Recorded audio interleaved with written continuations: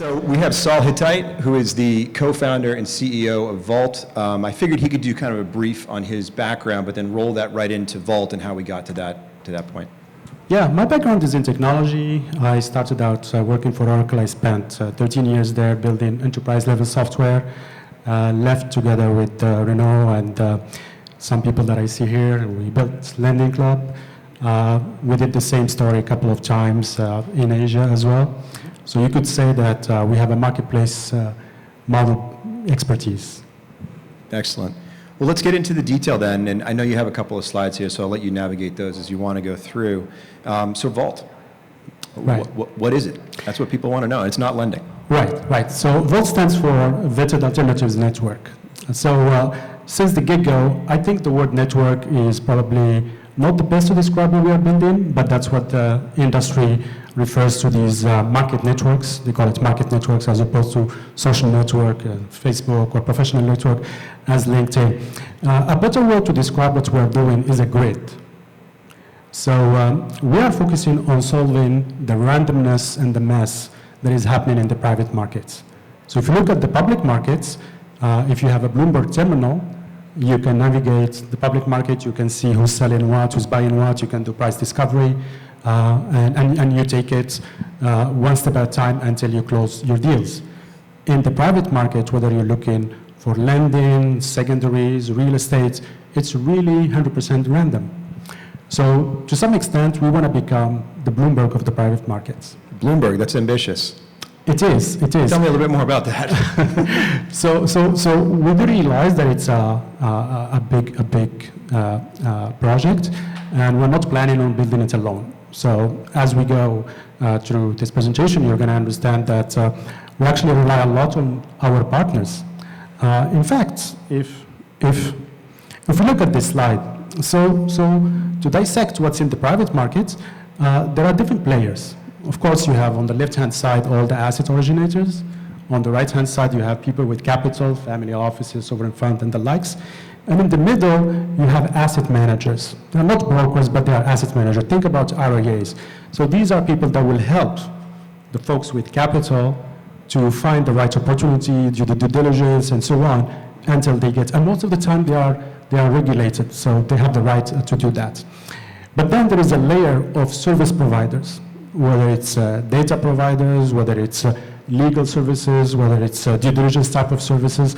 So private markets are functioning because these small companies, in general they are very small, are constantly looking for each other to create small groups to execute a deal. As opposed to the Goldman Sachs and the Morgan Stanleys where they have everything in-house. These guys have to constantly look for each other to find the missing puzzle to complete the deal. Give you an example. I have a family office that is interested in building a position in biotech. So I need to find the startups that are doing biotech. I need to find the experts to judge. Maybe it's happening here in the US, maybe it's in another country. So there is a lot of people that are involved in making that deal come true. Got it, that's helpful. Now, the basic concept here, using technology to bring together the various different participants around private markets. Now, I feel like I've heard about platforms that are similar, maybe Forge or iCapital, others like that. What's the different approach or vision for Vault and where it's at today and where you want it to be? Right. So yes, we're not the only ones that saw this opportunity. The names that you mentioned are definitely there. The fundamental difference between Vault and what I call the marketplace model is that we are not a marketplace. So the difference is it's Forge Capital that decides which deals are going to be listed. It's Forge Capital that's going to open that catalog to investors. So it does work if you are a retail investor. So you can look at the catalog, it's similar to Amazon, I'll buy this, I'll buy that, and so on. The fees are north of 5%, all the way to 15%. So that does not make economical sense for businesses, which are the client that we are targeting. So we are a technology platform, we are an ecosystem where everybody plugs into it so they can find each other. We do not participate in the transaction. We do not charge fees because you close the deal. Whether you close $1 million deal or $1 billion deal, our revenue model is not affected by that. So we charge a combination of membership that allows you to access the core vault, which allows you to plug your business to the collective. And then, depending on what you want, depending on the specificities of the alternatives you are operating in, you keep buying technology from us. You keep buying services from us. When I say us, I mean the network itself. Most of the services are not built by us. The services are provided by other members in the market network. So that's how we are different than a marketplace where it's in the middle that decides the pricing, decides who goes first, who goes last. So a good analogy of how a network model is superior to the marketplace model is in recruiting, for example. I remember 15 years ago when I was hiring engineers, I have to pay 3 to 6 months salary, yearly salary to the company that bring me the engineers. And LinkedIn came in, and all of that is gone. So majority of people today, they hire because they look at LinkedIn, okay, I have the profile of the person, this is what I'm looking for, because at the end of the day, I still have to sell that job. At the end of the day, that employee still have to convince the hiring managers. So if we're gonna do all this work, why should we pay a percentage of the salary to a third party? Sure, that makes sense. And so at some level, if I were to boil it quickly down on the idea of the other players, they're almost like tech-enabled brokers still versus an actual marketplace network. Exactly. And again, you cannot use our ecosystem for retail. Retail needs hand-holding. So our system is meant for businesses. And to just show you the size of the markets that we're looking at. So the private markets are going to reach $17 trillion in AUM by 2025. That is huge. And they have been on the rise for the last 10, 15 years. What's interesting is that small financial institutions represent 56% of all the AUM that is managed. The other 44% is managed by mega companies. So these small financial institutions don't have software meant for them. So if you look at a company, small companies, 3 billion or less in AUM, they have really 2 or 3 problems that they have to figure out. How am I going to manage my clients? How am I going to manage my deal? So you can think of front office and back office. So most of the software that exists that they can afford are completely decoupled from each other. And that creates a big problem. How does the risk management guy tell the salespeople what kind of deals we accept and we don't accept? Where does compliance comes in? So we set out to create a foundation for them so they can plug in with us and we customize everything we need for them.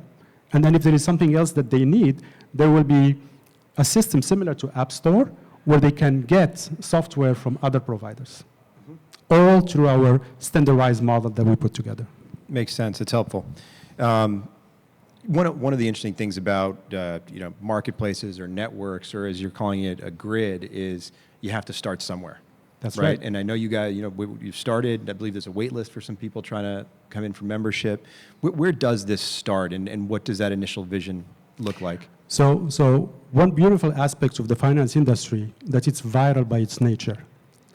There is nothing you're going to close if you stay by yourself. So whatever tool I give you, you're going to have to use it to communicate with others.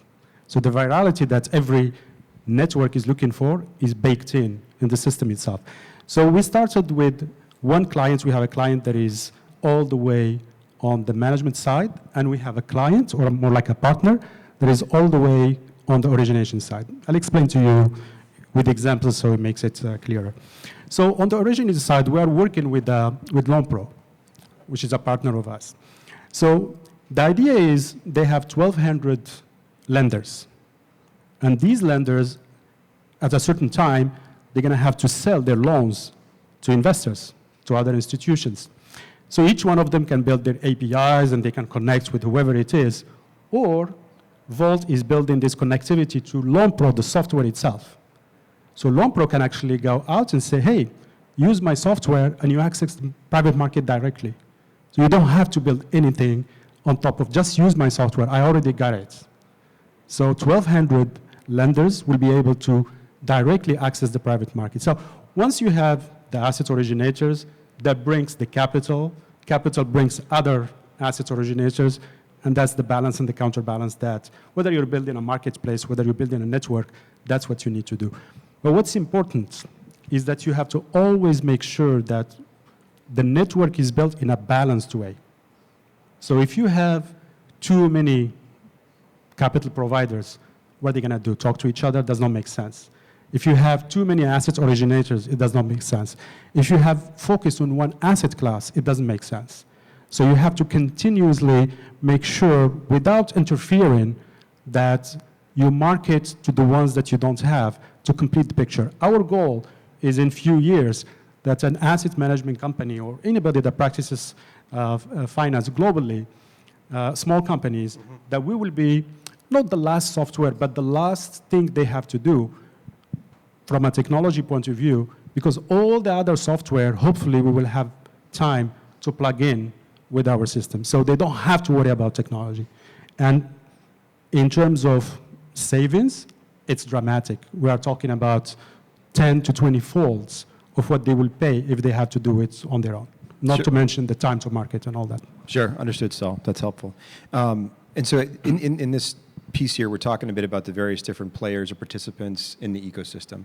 And I think an important point that you made earlier that maybe we should re-stress here is those participants are vetted, right? Exactly. And credentialed, right? Exactly. And so maybe talk a little bit more about that vetting process and the credentialing process, because it's so critical to those people and who wants to participate and then how much they actually do engage. Right, right.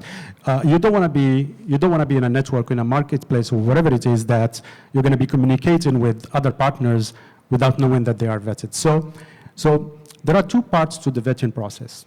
There is the vetting as it's understood by everybody. Are you a bad actor or are you a good actor? And then there is profiling.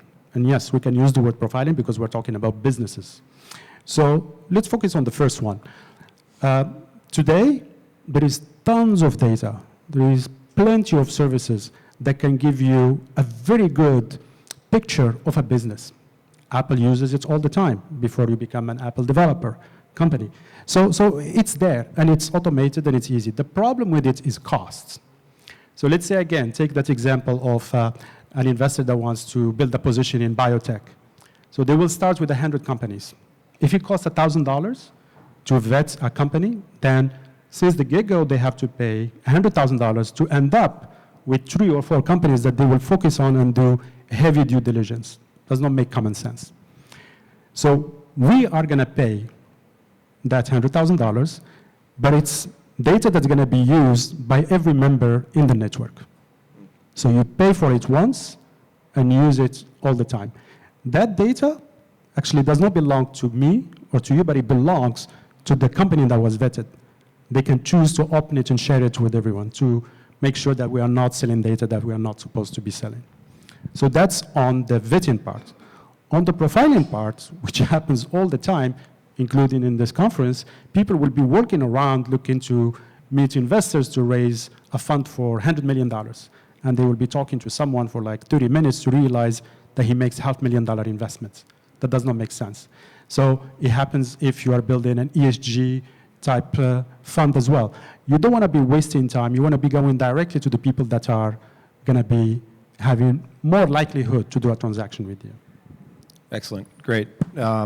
This is a relatively short session too, guys. So if you do have questions, just feel free to raise a hand and we can take them. Another area that I wanted to delve deeper into, and as you know, go-to-market is something I think a lot about personally, is the revenue model behind this, right? And the various different participants. We talked about membership fees, but what does the revenue model, at least maybe initially and then future state, look like in your vision? Right. So we created a revenue model that is really customized for the typical entrepreneur that started a finance company. Think about the senior guy that spent 20 years at some of the big firms, and he decided, okay, I understand this alternative better than anybody else. I'm going to build my own company.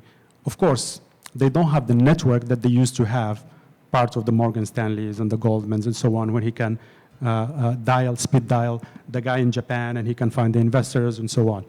So we want him to have that, and he's going to get it as a membership fee. So you pay a membership fee, and you can access everybody. So we are not interested in building a way for you to talk to people. That's LinkedIn. We're not interested in that. What we are interested in building an operational model to plug in to other companies. Because after talking, after agreeing, after doing a transaction, there is data that's going to be shared, there is monitoring that's going to happen, there is financial reporting that happens all the time. And that's really where Vault makes a big difference in the life of these companies. Otherwise, they're going to have to be building it custom if it is something unique, or they have to buy software that is not meant for them, which costs $500,000 minimum. So it doesn't make sense for them to start that way. So we created a revenue model that, depending on what you need, you can keep buying modules. Most of these modules we don't have, in the sense that we don't build them, but our partners have built them and put them on our platform. So you will be paying them through our marketplace for modules. Got it. Makes sense. Makes sense. So I'm going to ask you, I know I promised tough questions here, but I appreciate that you're the celebrity here. So I'll give you the broad one too. Like, one is are there aspects of Vault that I haven't asked about that you want to delve deeper into? And then one thing too that personally I think would be helpful, and Saul has walked this through with me a couple of times now, but so there's that broad question of something else you want to cover, but then the life cycle of a transaction as it lives through Vault and in the future state, where you have all the various different participants and players and how they all kind of come into that transaction. Let me give you an example that really summarizes all the things that probably I said or tried to say. There is a very, very active market today in the private market. That's trading secondaries. So the idea is that IPOs will take 14 years as opposed to taking 5 years. So employees that join company early on are sitting on really good quality assets, but they can't sell them. So what happens is they go to a marketplace and they put it on that marketplace. They find a buyer. They agree. So there is usually a discount, and we're talking about 40, 50% discount. So the employee needs to get the transaction approved by the CFO of the company.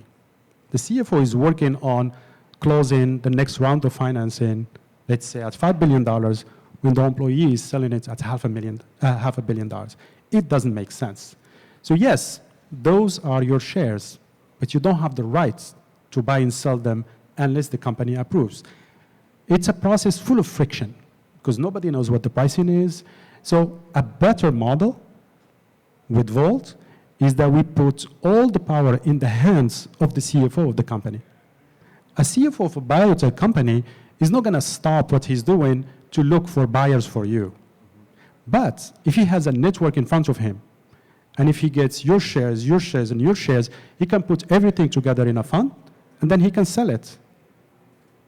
Because people are reaching out to them. And he has all the documentation, he has all the information, and more important, he has all the authority to approve that transaction. So with the lack of a market network, people tend to create very twisted processes to achieve certain goals.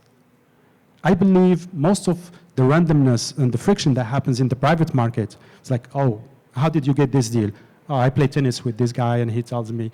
All of that is happening because we don't have that market network. Once we have that market network, the fluidity of this transaction, price discovery, what's important, what's not important, what's hot, what's not hot. I remember when COVID hit, March, April, people were selling credit funds at 30, 40% discount. And within 3 months, the market came back. We're talking about hundreds of millions of dollars. So in 3 months, they lost $30 million. So at the same time, there were people around the world, but you just did not know that they exist, that were buying that type of asset. Sure. It's very strange that with the lack of access, you actually tend to make some really, really big financial mistakes. Yeah. And we're trying to create a system so you don't have this going forward. Excellent. Thanks, Saul. So we're down to our last minute 30 here. I don't see a question. So look, the thing that I like to do with these sessions, particularly the faster ones, is what are, say, the three things that you want people to take away about Vault and as they learn more about it? Right. Well, the first one, which is the question that you asked me, we are not a marketplace. So we don't decide, we don't judge the deals, we don't classify them, we don't order them. The work still has to be done by the company that is looking for capital. So we give you the tools, we give you the systems, and you have to do your work to find the proper investor for you, or if you're an investor, to find the proper deals. So that's the first thing. The second thing, it's meant for small financial institutions. It's not meant for large financial institutions. Large financial institutions do have their network already. They don't need us. So we are for those that don't have that network. And third, like any network, there is an inflection point where the question is, the question becomes, why aren't you not part of that network, instead of saying, why should I join this network?